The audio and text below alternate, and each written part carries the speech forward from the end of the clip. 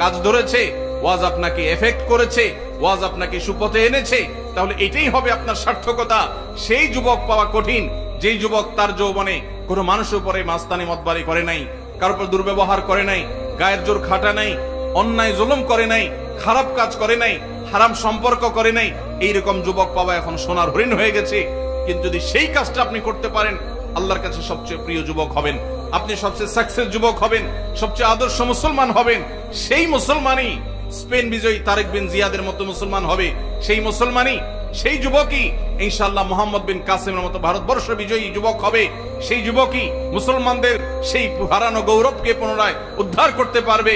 সেই যুবক নয় যে যুবক মাহফিলে পরে মাহফিল করে, ভলান্টিয়ার পরে ভলান্টিয়ারি করে, হুজুরের গায়ের আগেও থাকে পিছেও থাকে, হুজুরের সাথে ছবি বৈশাও নেয়, কাইথইয়াও নেয়। লাভ নাই, কোনো লাভ হবে না। আমল করেছেন, ওই দূর থেকে মাহফিলের কোণা থেকে কথা শুনে নিয়ত করে ফেলেছেন আমি এই খারাপ কাজ আর করবো না, এই যুবক সাকসেস।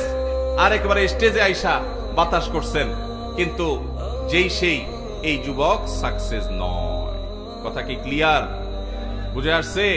আল্লাহ আমাদের আমলের তৌফিক দান করুন।